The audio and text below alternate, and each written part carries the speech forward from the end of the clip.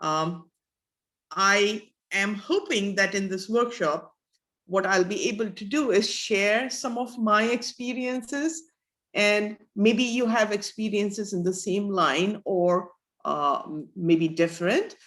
So a discussion would be fantastic. If you did not think in these lines yet, as we present the matter and discuss, if you would add to the discussion, that would be fantastic. So here we go. Mary is coming in right about now. And so I did prepare a bunch of slides just to collect my thoughts on what I had done over the years. Let me introduce myself. My name is Shamita Dutta Gupta. I'm a professor in the mathematics department at Pace University in the New York campus, in the heart of Manhattan. And I'm also the corresponding secretary of Kappa Mu Epsilon for Pace University. Our chapter is called New York Kappa. So I'm so happy to be here with you to be able to share some of my experiences in teaching methodologies. So at Pace University, when I joined so many years back, a couple of decades back, what attracted me to Pace University was its rich core curriculum. There were all these teaching methodologies that you could use and try and see what worked and what didn't. It was a part of the core curriculum that students would have to take learning community courses. They would have to take writing enhanced courses. They would have to take service learning courses, etc. So that was really interesting to me. How can math mesh with these ideas? And would these ideas actually promote the teaching of mathematics? So my experiences, my journey today is kind of documented in this study of teaching methodologies and their impact on varied attended audiences. So let's see. So a bit about my journey. Let me try and move this place. Okay, here we go. So a bit about my journey through core curriculum at Pace University. So I did dabble with service learning, writing enhanced, and learning community courses. And now, of course, all of us are into online in some form or the other, maybe synchronous or asynchronous, or maybe hybrid courses. However, I did start thinking about online just about 3 or 4 years before the pandemic had hit, and I will also point out interesting finds that I found along the way. So here's what got me thinking about service learning course. To me, these ideas and concepts were there, but for it to mesh with mathematics, I kind of had to teach a few years before I got the hang of where it might fit. So for service learning courses, you see, it is cool to be weak in math was kind of a vibe that I often got from my students at elementary levels. And I kept wondering why that would be the first thing they would portray about themselves. And I kind of consulted with some of my colleagues in different departments. And my question was, does a student come up to, let's say, a science teacher and say, I'm really weak in this? Would that be the first thing that they say about themselves?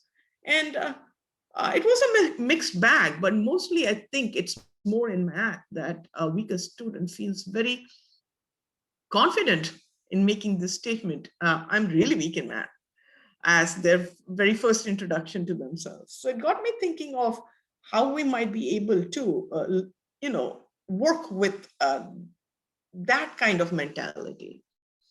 The writing enhanced idea came through because we have a lot of students who are in the business school and they do have to write reports. And I thought it would be a natural mesh in courses such as that.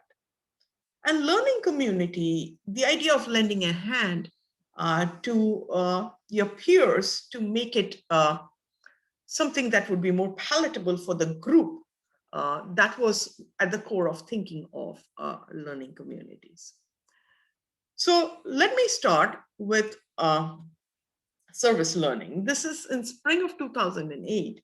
I had created this course, and this is about a good 6 or 7 years into my teaching career.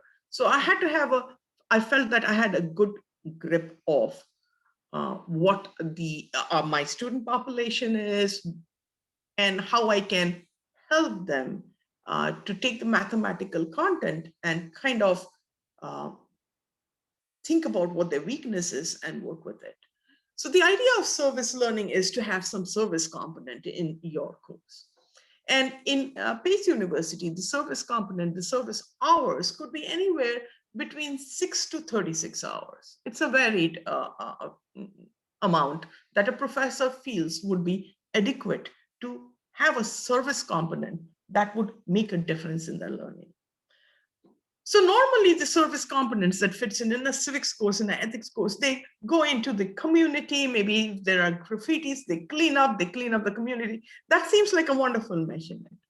But to me, service learning for mathematics seemed to be that if you are taught something and you have forgotten it, then you should be charged with the responsibility of relearning that. Okay, so the teaching of students who are now taking a course that you have passed some time back should be, I felt, a natural way to embed service into my course. So this was a project in partnership with high schools in my area. And the problem here that I faced was really, I could not just have 6 hours of service, 6 hours of tutoring students who might ask you questions that will help you to review all of your prerequisites. It's just not enough. So the service component in my service learning course was in the high end. It was almost the 36 hours that was required. I mean, that was the max. I think ours was about 34 hours. And as a result, I had known believers, people who, students who just didn't also have the time for this kind of service. So it was a course that had lower enrollment, but the success rate of the course would, in our campus, this is tremendous. So the way we went about this, is that the high failure rates of this particular course, which is a calculus course, it's an elementary calculus course, is really, over the years we saw, is attributed to the weak prerequisite. The students may understand and enjoy the calculus concepts that I'm discussing with them in class, but they cannot complete the problems because of the weak prerequisite. So all the calculus ideas they used and started the problem, but they could never take it to completion. And so to really get over this prerequisite issue, what I had them do is that they would go to high schools and tutor the high school students in the college algebra type of courses. Now, the college algebra prerequisite, though we do offer in colleges now, it's kind of become a mainstream first course, perhaps in a lot of colleges. But the fact of the matter is that material is really taught in high school, if not in middle school, in certain schools. So I feel that one needs to be charged with the responsibility of knowing the material if they have successfully passed the exams in those courses. And it's not really fashionable or cool to have inadequacies in mathematics. And though that is absolutely real and has to be fixed, but if the idea is that that's glamorous, then this could never be fixed. And so that was the main idea of the course. That is, you have passed your prerequisite, hence you should know it. If you have forgotten it, you need to study this thing up. And if you tell this, and you always tell this to your students, but it really doesn't help. So the way it helped was now they had to answer this bunch of high school kids that are looking up at them. You're a college kid, tell me the answer. So there was this feeling of, well, I can't let down my students, just like each of us have in our class. And so they made all efforts to actually study up the prerequisite questions and answer these high school students. And as a result, their weakness in the prerequisite got mended, and they were successful in the calculus course. Now, the conclusions here is that, to me, a service learning course will be a great fit in this particular model if you're looking at sequence course. So maybe calculus sequences are the best type of sequences of courses where you could have a maybe Calc 2 student then helping Calc 1 students, right? So this kind of a service that is you become a teacher and you also become a learner is probably best in these courses where there is heavy prerequisite dependence. Okay, so how are we doing with time? Okay, next, I want to discuss my learning community experiences.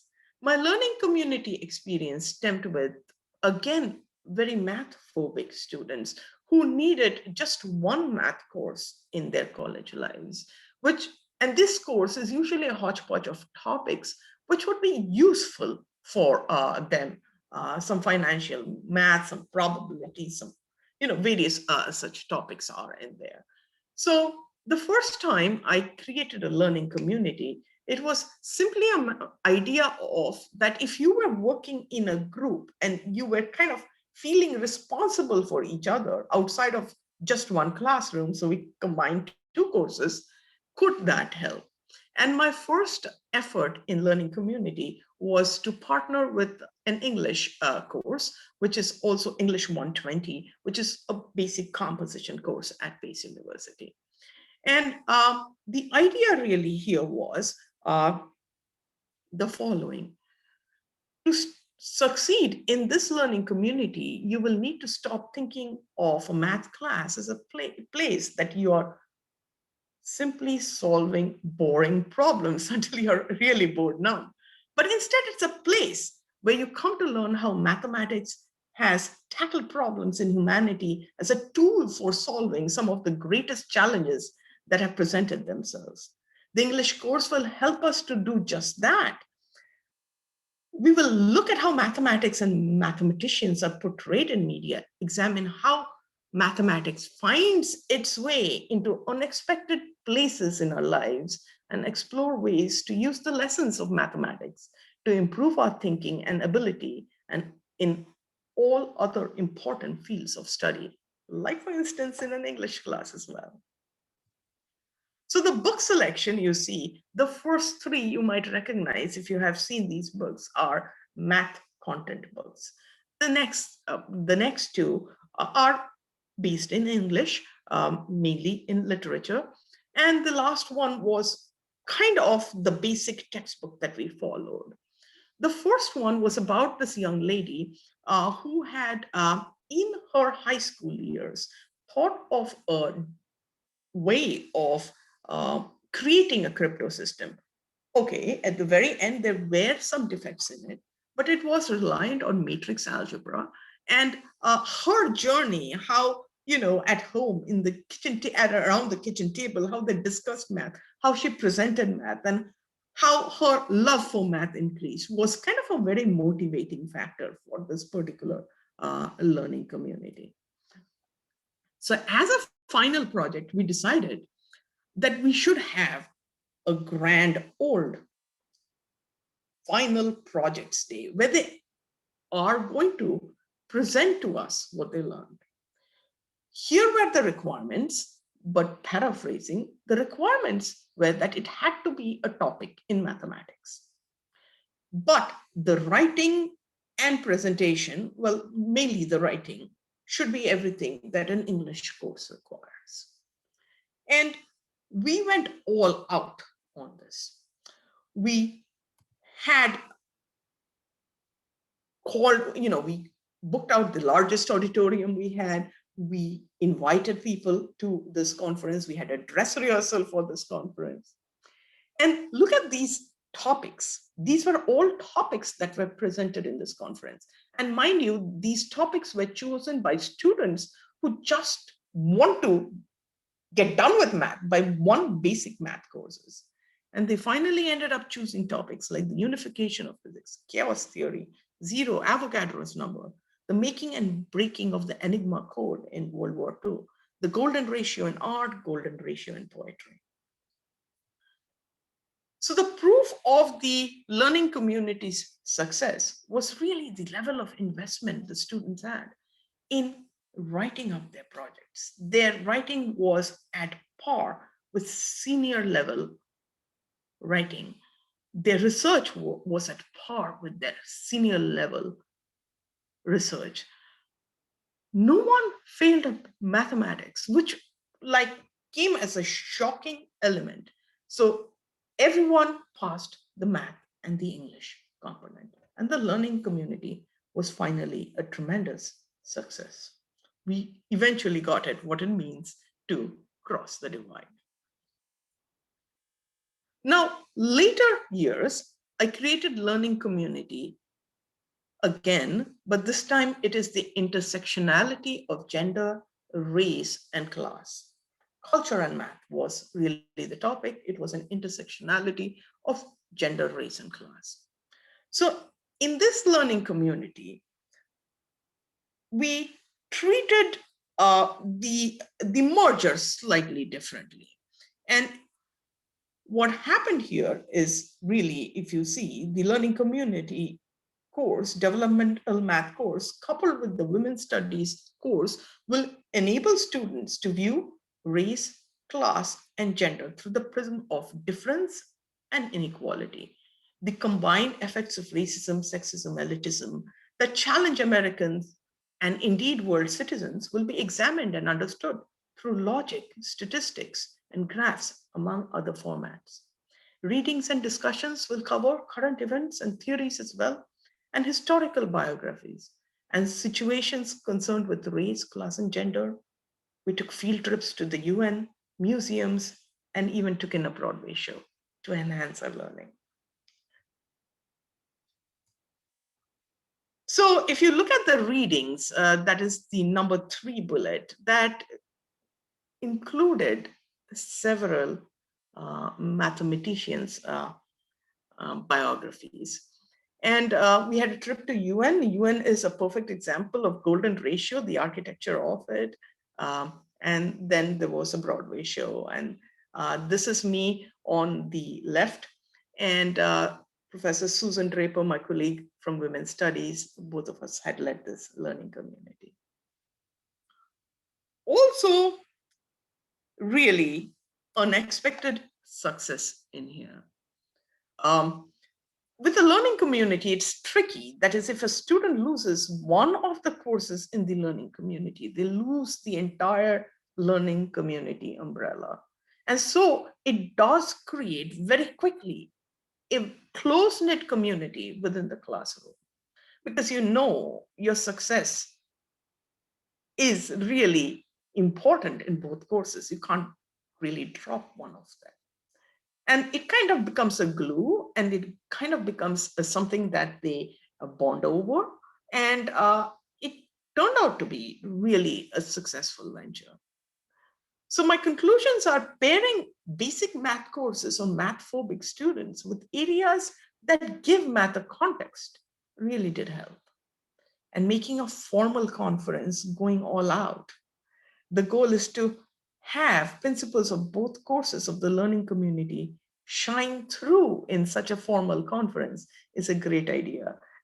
Just put that kind of responsibility on the shoulders of the student when they know their deans are coming in, deans from student affairs are coming in, their parents are invited. So, professors are invited. So that kind of puts the onus on them to really shine through, and it did help. Well, my experience with the next category, the writing enhanced, which I did over several years, as you can see, it spans several years. The main idea here was to have substantial writing as a part of mathematics. And I thought a statistics course was best suited for this because they could write their reports, and that would really help in their understanding of that course. So the findings here were the success story from performance point of view. Yes, there was a hike in performance. Self-learning was promoted through those projects that were kind of given to them. And this renewed their interest in the math course because real life data, either I provide, of course, they have the right to go and find the data, which a lot of them love to do. And if they fell short, I would provide them data. Making special arrangements for that project presentation, like I said, in the case of learning communities, was really something students love to shine. And so that was a great thing. They took great pride in their work. And writing made them see their thoughts in black and white. And I want to focus on this last point that I made. So when they write down, they could identify very easily, not very easily, that's not really true, not in the beginning, but towards the end of the semester, very easily they could tell they have confusions in their own organization skills. They could tell there's confusion in their thought process because it's hard to write down and you kind of have a wishy-washy statement when there is something that is confusing you. Weakness in their prerequisites came through because they could not complete with pure logic the entire questions. The clutter in their writing really went down. And what we always have, at least I have difficulties with, students not using proper symbolism while they write something, makes it unreadable. Right? Because it's, after all, a language. Mathematics is a language. And if you leave out your verbs, then that's not going to make sense in language, right? So similarly in math, without the proper symbols, it doesn't build. And so that, I thought, was really a huge advantage of writing. So the conclusion here is that there truly seems to be a link between mathematics and writing. Each time writing was a component, in my mathematics course, the student performance was significantly better.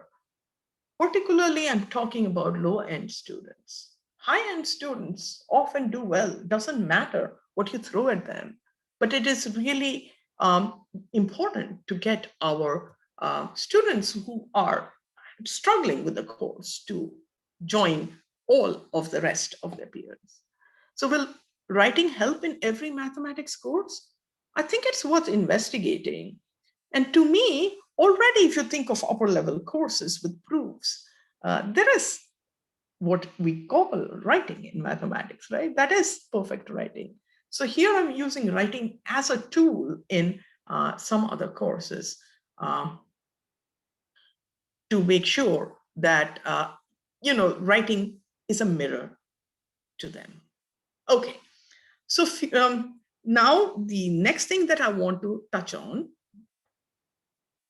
is the last piece, online course. And all of us have a lot to say at this point in time because we do have experience here. So when I thought of online courses a good 4 or 5 years back, I had to think of what its niche would be. Why is it important? And I felt that as soon as the students go out in the real world and get hired, the first thing is that they have to go through all these HR videos and answer a whole bunch of questions. So yes, we have digital savvy people, but when it is technical stuff that is thrown at them, are they good to imbibe it? And so online preparedness, these bullets right here, oops, let me go back, is an important thing. There needs to be a serious conversation how to learn from an online instructor. These are usually not Hollywood presentations, right? Our online courses. So how do you measure if a student is actually paying attention in the material on a regular day-to-day basis? And of course, there are the testing and exams. Now, to go more into it, the hurdles that we really have to overcome is we really don't want our first picture, correct? And we need to tell students or show students, clearly give them steps, how they take ownership. Those directions needs to be given. And then we have to think of communication. Now, face-to-face communication might have gone, but the check-ins, the testings, and all are things that we have to think about. So I'll give you one or two examples of what I think might make online courses more interesting. So here you have an example, a PDF, right? Gauss-Jordan elimination method, step-by-step written down. This may not be as appealing as maybe a video. So something like this, I won't run the entire video, but that same Gauss-Jordan method.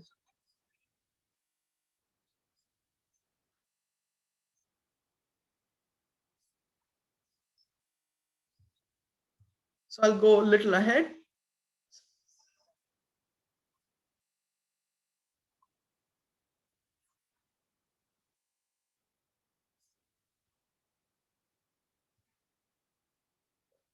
So, well, the video stopped because I had to let someone in, but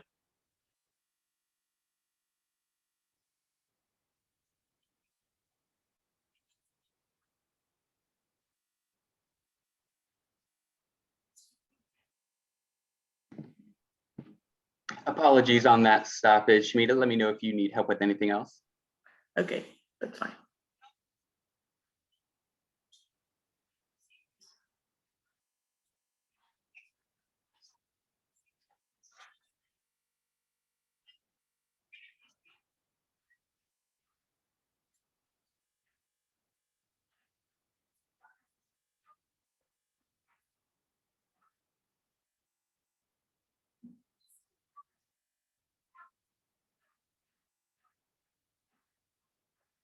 So you get the sense, like step by step, you can speak to them and show it to them as if they are in your class. So I'll move on. So again, in online grading, like, first of all, if you have something that you're grading, you put down your comments, right? However, you could mix it up with videos like this. So here was an email sent to me by my student. There is only one question I have in this problem. She took a picture when we were working the problem and she sent it to me. And that was her question. And in order to respond, what I did was, captured her picture and then I provided a video. Oops. Here you go.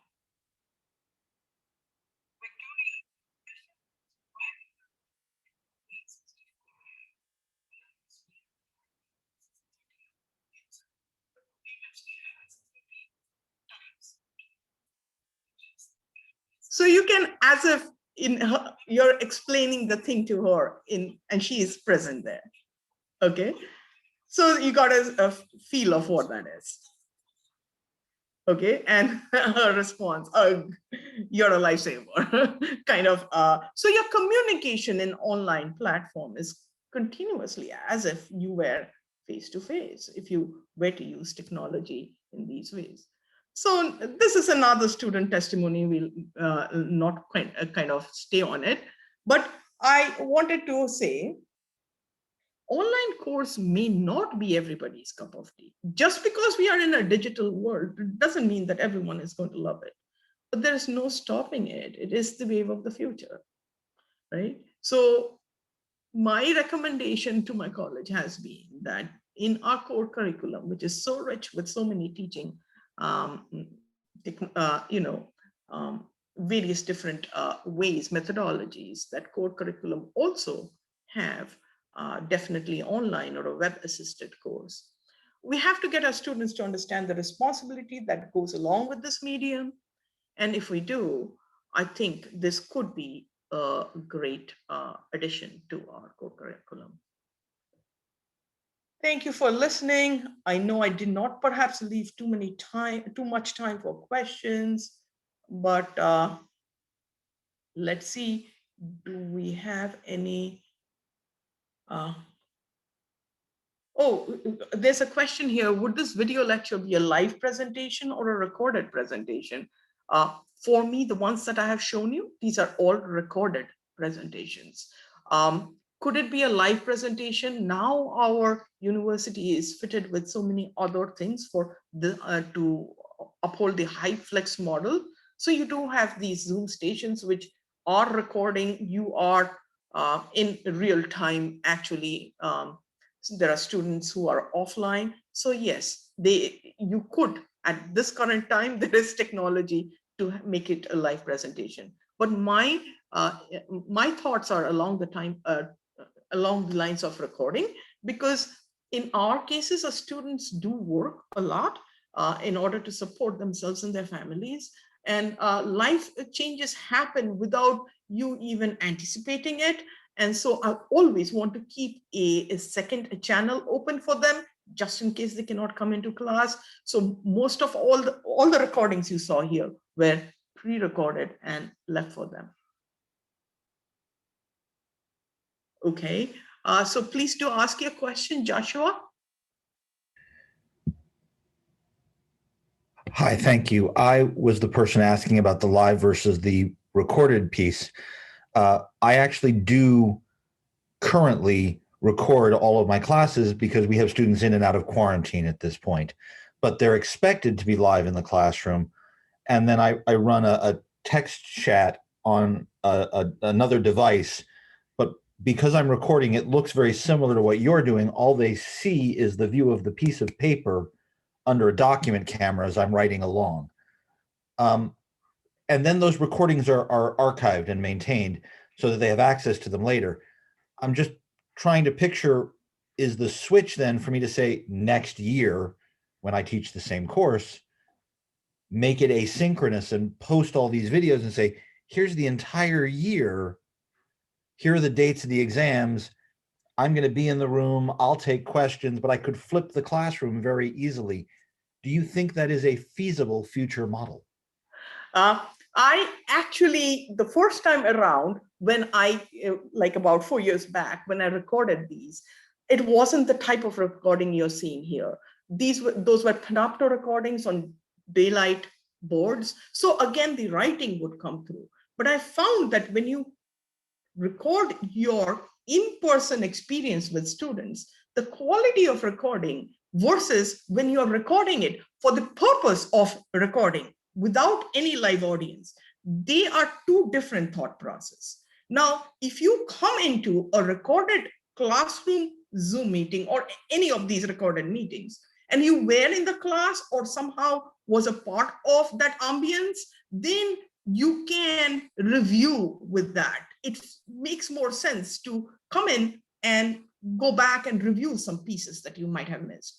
But if you are brand new to that lecture, because you are not a part of that class ambience, which is an assumption when you are taping the lecture live, it gives a disconnect. So if you were to think of asynchronous models, then I would advise on recording them with that thought, without assuming that kind of dynamics that you have in the classroom, because then you would be preparing the video for everybody. And once you have this new set of video, yes, absolutely, that's what I like to do. I keep the new set of videos always, even in those days when we had face-to-face class, it is all set out week by week. It's for people who might need it just because their life situations changed, someone is sick, whatever, they can use it. Or they could just on a regular basis read that up and come to class. Doesn't quite happen, though that's my wish. That doesn't quite happen, but it's there for them. And then if it is a web assisted, you have labeled it as a web assisted course, then absolutely you can use these videos as a flipped.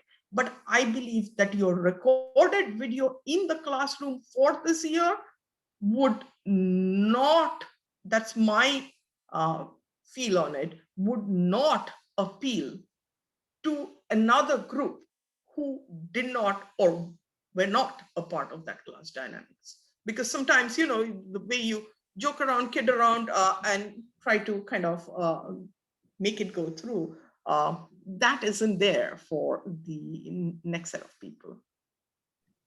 Thank you. You're welcome. Any other questions?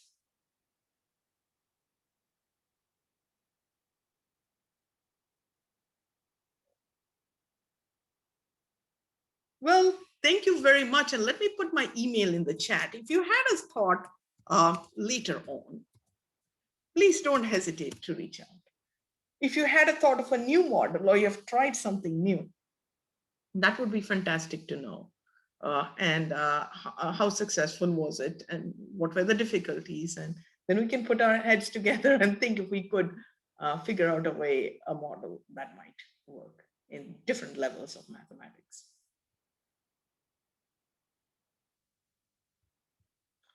This went out to everyone in the waiting room. I hadn't anticipated that. So everyone in the meeting, I put my email again here.